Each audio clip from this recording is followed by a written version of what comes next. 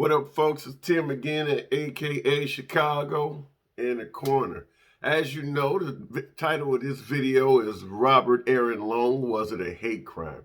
And there is a lot to unpack here, so let's get moving on this one. But before we get into this, I'm going to ask that you do what I always ask you to do, and that is hit that subscribe button. I've been growing in subscribers, not as fast as I want. There are comments coming in all over the place, so I would ask that you go ahead and subscribe. You help the page out, help me keep this material coming, and I'm having a lot of fun with you guys.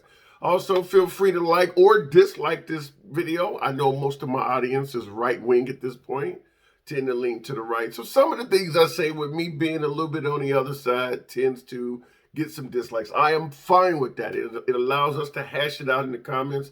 No problem with that. If you don't like what I'm saying, hit the dislike. Feel free to comment, and we can always talk about that. As you know, I try to answer most comments. Now, let's get to this situation of Robert Aaron Long. As you probably already know from just buku coverage, Robert Aaron Long is a 21-year-old white male that shot up several Asian massage parlors in Atlanta and the surrounding areas. And it looks like he was caught en route to another one in the state of Florida. Looks like his parents saw video footage of him in progress committing the first or one of the first massacres, and actually called police and turned her son in. So first question just started out right off the bat. This is not necessarily related to what we're going to talk about in regards to the hate crime, but do you think you would be able to turn your child in for something that's could actually lead to the death penalty? But at the very least, we're talking 8 murders. Even by the time she turned him in, we were talking about at least several people being shot. I don't know if they had announced that people had died yet or whatever, but you know you're turning your child in for something that you're probably not going to see that child again. Or at the very least, it's going to be decades before you see him again. Do you think you could do that? Or would you need to talk to your child first, or et cetera, before you just picked up the phone and, gave your child away to authorities? Now, in doing the research on this, it looks like this guy had an extreme sex addiction. So it's not a made-up story, even though it sounds kind of crazy that somebody would be addicted to sex and it would lead to them massacring someone. We can hash that out in a minute, but it looks pretty verifiable that he had a serious problem. And I'm going to give you some clips on that in a minute. But also it appears that his parents had put him out the house because he was watching porn and had a sex addiction that was so deep. So, in fact, I'll give you a clip now. This is something I kind of found on one of the news stories, and it basically says this guy, Tyler Bayless, said he shared a housing unit with Robert Aaron Long, the killer, at Maverick Recovery, a rehab facility in Roswell, Georgia, between August 2019 and January or February of 2020. So we're already talking about well over a year ago. He said that most of the residents were suffering from drug or alcohol abuse, but Long was being treated for sex addiction. So he was already clearly having a problem with this for quite a while, because we're going back almost 2 years, and this is at the point where he's getting treatment for it. So who knows when it started. Now, keep in mind, at the time of the murders he committed yesterday or a day before yesterday, he was 21. We're going back almost 2 years that he was in rehab for sex addiction. So obviously he was doing this probably before he was even of age. In fact, we're talking August of 2019, and he's already talking about going into massage parlors. So they were clearly engaging in sex acts on someone who was underage. And here's what I mean. Continuing that, the article I'm reading, it was something that was, this is a quote coming from Tyler Bayless, the individual that shared a rehab housing unit with this guy. It was something that absolutely would torture him, Bayless said. He said Long was a deeply religious person. He would often go on tangents about his interpretation of the Bible and was distraught about his addiction to sex.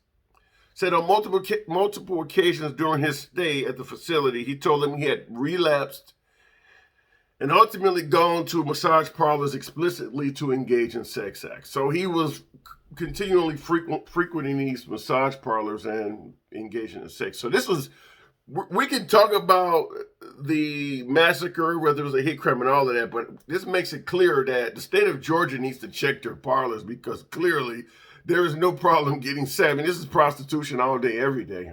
So however you feel about that, clearly the state of Georgia needs to address that, because if this guy is doing it to the point where he has an addiction, it's obviously readily available. So back to where we're headed to, that is determining, is this a hate crime or not? I'm going to, like I say always on this channel, I see things from both sides. Regardless of where I lean, I tend to be able to view things from both sides. And I'm going to say this, you won't hear this probably from many liberals, but this is politicized. Whether it's a hate crime or not, it is totally being politicized. And what I mean by that is, I mean, you're talking about the guy killed 8 people and was caught en route to killing more people by his own admission. He's not getting out of prison no matter what. He's never getting out. So you don't necessarily need this to be labeled a hate crime. 8 murders will do you by itself. You don't, whether it's a hate crime or not, it's not even an issue. So why is there such a big deal about this? It's because it's being politicized. The left wing wants to paint the right wing as proponents, or for the most part, they're creating a lot of white supremacists and things like that. They're responsible for a lot of racism in America. Now, we're not even going to debate whether it's true or not. I'm just simply saying that the left wing wants to paint the right as loaded with white supremacists, you know, and responsible for committing all types of hate crimes that involve racism. Why are they doing this? Because the right wants to paint the left, when it comes to groups like Antifa and Black Lives Matter, as rioters and looters and people who are uncivilized. So that's kind of where this is going. Anytime there is a protest, the right will find any type of fire or any type of burglary, anything that was that happened anywhere near that protest, and blame it on the left. So this is the same thing coming from the other direction. Like I said, I'm not here to debate whether it happened, whether it's right, wrong, or anything. I'm just calling it as I see it. Now, we can talk about it in the comments. I will debate the hell out of it with you there. But on this video, we're just going to say that that is why we're going back and forth so strongly on whether this is a hate crime or not. Now, let's investigate that. In 2020, last year, and this is just, I'm kind of glancing down at my notes when I say this, the governor of Georgia, Brian Kemp, in 2020, this is after Ahmaud Arbery was shot and killed while jogging on the road by 2 white gentlemen in pickup trucks. Now, they said he was caught breaking into the home under construction of their neighbor who was out of town, and they were defending that. They caught the guy on the road, and there's a video of him reaching for the shotgun to either defend himself or whatever you want to claim, and him being shot and killed. I'll link that in the description, because that also is a very popular ongoing case. Those 2 individuals that shot him have been charged after a lot of back and forth, and that one is another one for the Black Lives Matter side. We're not going to debate that here. We can debate it in the comments, and I will post a link to the actual video of that shooting in the comments. But anyway, that, some say, is what led up to HB 426, which is the hate crime law in the state of Georgia. Now, as far as that law is concerned, it provides for additional penalties. Now, this is what I'm reading here. It provides for additional penalties for crimes motivated by victims due to their race, color, religion, national origin, sex, sexual orientation, gender, or disability. So that is a wide group of characteristics an individual can have. And we have to hash out whether or not Robert Aaron Long killed all of these people based on anything that may have linked them together, or was it just strictly because he had a sex addiction? Now, I'm going to first take the side of Robert Aaron Long and go with what he told police. And that is, he stated that sex at these particular parlors was a temptation that he could not resist, So he wanted to eliminate that temptation. So that, this is what he told the police himself, and this is what law enforcement is saying, is that he was going to go on a rampage, murdering a heap of sex workers because he could not resist having sex with them. So he's going to kill them. He couldn't resist that temptation. I mean, at 21, I understand the mind is not fully developed, but you really think you're going to go around and just murder so many people and he essentially is admitting that he certainly planned on becoming a serial killer. With 6 Asian victims, 8 total, I guess one could argue he probably already is a serial killer. At the very least, he should be considered as a terrorist, which, by the way, none of those terms are being thrown around. In fact, you have a sheriff that has gotten into a lot of trouble, and that would be Captain Jay Baker, who stated that Robert Aaron Long had a bad day and he killed a bunch of people. And that bad day comment is just on fire because people are saying that it kind of downplays the fact that this guy murdered a bunch of people, or it's kind of one of those things where, well, he had a bad day and he killed a bunch of people. This is kind of what happens. I'm not going to, once again, this is one we can hash out in the comments, but I'm not going to argue whether or not what he said was just a fluke, it was harmless, or it was just outright whitewashing what happened, and kind of softening the blow for a horrible crime when it's committed by a white male. And this is the reason why I'm bringing this up, is because this is all of the things that are orbiting around that captain making that comment. In addition, that same captain that made that comment, they were able to dig up his Facebook page, and he has a picture of t-shirts on there that says COVID-19 China virus. So there's a lot of people that are also saying that, with Trump throwing around the China virus, it has led to an influx of crimes against Asians and Chinese in general. And that's not just some people saying that. The president of the United States, Joe Biden, has also said that, and so has Kamala Harris and many other spokespeople for the president. So that is the sentiment with the current administration, is that the prior administration has basically incited lots of people to dislike Asians. But that's just one of the avenues. They believe they incited them to dislike blacks and Muslims and women. That's a whole ball of wax. Once again, if you want to talk about that in the comments, we can hash it out. But we go back to the original purpose of the video. Do you believe what Robert Aaron Long did is a hate crime? Once again, HB 426. If you would like to look that up, once again, it is additional penalties for crimes motivated by victims of race, color, religion, national origin, sex, sexual orientation, gender, or disability.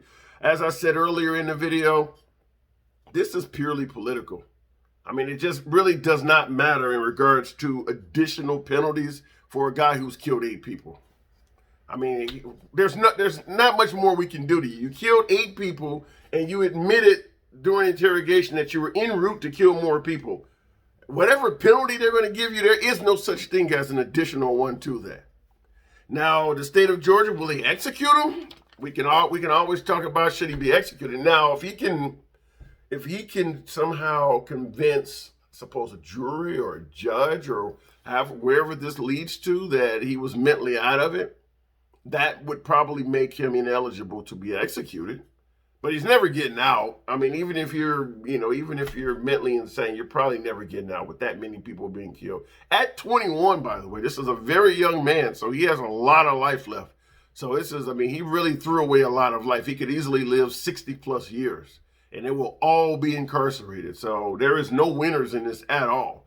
So anyway, like I said, I would based on what we've talked about so far, I would love to know in the comments from you, do you believe this is a hate crime? And what do you think in regards to politicizing hate crimes? I mean, because like I said, I strongly believe this is being politicized. It's just that if this was a minority or someone who was a well-known liberal that was involved with, the liberals would not be yelling hate crimes.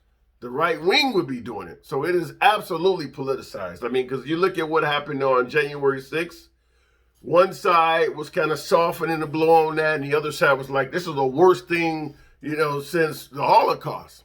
And when it happens in reverse, you reverse what happened on January 6th at the Capitol building and replace it with Chaz in Seattle, where they took over a 6-block span and a person got killed in that situation. You look at how the right handled that versus January 6th, and you look at how the left handled that versus January 6th. And you clearly see that all of this stuff is being politicized. So how do you feel about politicizing a hate crime? And let me know, do you believe it was a hate crime? Once again, I'm going to ask that you comment, subscribe. I need those subscriptions. Let me know you watching this shit. And like or dislike. Talk to you on the next video. Chicago out.